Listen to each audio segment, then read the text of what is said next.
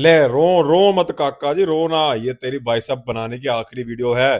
दो एक्सरसाइज में पूरा बाइसेप कवर करके दिखा दूंगा, इसलिए साथ बना रही हो। ले भाई काका जी, ये तेरा पूरा बाइसेप का पूरे डोड़े का मसल ग्रुप है। इसमें सिर्फ बाइसेप नहीं होते। बाइसेप के नीचे एक डीप टिश्यू मसल होती है, जिसको हम कहते हैं ब्रेकियालिस। और एक और मसल है जो तेरी एल्बो जॉइंट को क्रॉस कर रही है, वो भी नीचे कनेक्ट होती है, उसको कहते हैं ब्रेकियोरेडियालिस। जब भी हम अपना डोला टाइट करते हैं, बाजू उठाते हैं, ये तीनों एक साथ काम करते हैं। इसलिए तीनों की एक्सरसाइज करेंगे अलग अलग।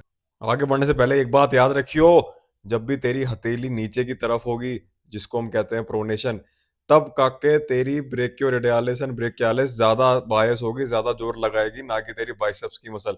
काम तीनों करेंगे, लेकिन दो बंदे ज्यादा काम करेंगे, जो है तेरी ब्रेकियालिस और ब्रेकियोरेडियालिस। जब तेरी हथेली आसमान की तरफ होगी, तब तेरी बाइसेप्स की मसल ज्यादा काम करेगी, ब्रेकियालिस भी ज्यादा काम करेगी, लेकिन ब्रेकियोरेडियालिस थोड़ा कम काम करेगी, क्योंकि वो क्रॉस करती है तेरी कोनी को, जाके आगे हड्डी में जुड़ रही है। समझ गया? अब इसका ध्यान रखियो, आगे मैं रेफरेंस दूंगा। बातों को ध्यान में रख के मैं सिर्फ दो एक्सरसाइज लगाता हूँ बाइसेप्स की हमेशा।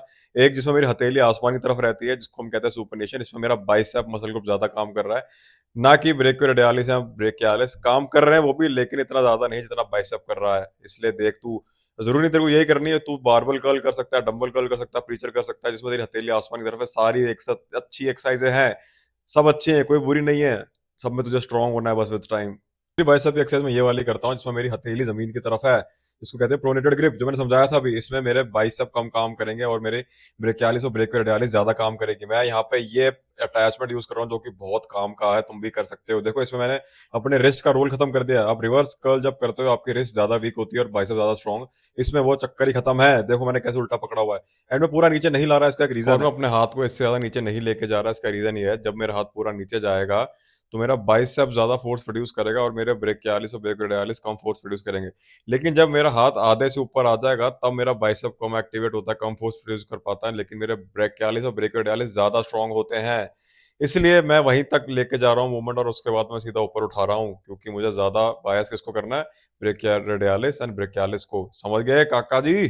तो 100 बात की एक बात, हमें पूरे बाइसेप को कवर करने के लिए बस दो मूवमेंट करने हैं। एक में से मेरी हथेली आसमान की तरफ है, एक में मेरी जब हथेली जमीन की तरफ है। और दोनों में मैं कोई भी एक्सरसाइज कर सकता हूँ, लेकिन मुझे उन दोनों में स्ट्रांग होते जाना है विद टाइम। सबसे हैवी वेट उठाना है जिम का, विद गुड फॉर्म। और जिन मेरे काकों के पास वो रिस्ट का अटैचमेंट नहीं है, वो ऐसे कुर्सी पे बैठ के रिवर्स कर्ल कर सकते हैं। देखो मेरा हाथ पूरा नीचे नहीं जा रहा, क्योंकि मैं नहीं चाहता मेरा बाइसेप ज्यादा इन्वॉल्व हो। मैं ब्रेकियालिस और ब्रेकियोडियालिस को ज्यादा बायस करना चाहता हूँ। बस यहाँ पे मेरी रिस्ट एक लिमिटिंग फैक्टर में ज्यादा वेट नहीं मार पाऊंगा, जो मैं आराम से मार पाता हूँ पट्टा लगा के। और ऐसी और डीप डाउन नॉलेज के लिए मुझे फॉलो करना। अगर तुम चाहते हो को मैं ट्रेनिंग दूं, तो मुझे मैसेज पे लिख दो ट्रेन, हम वहीं बात करेंगे। मिलते हैं फिर से।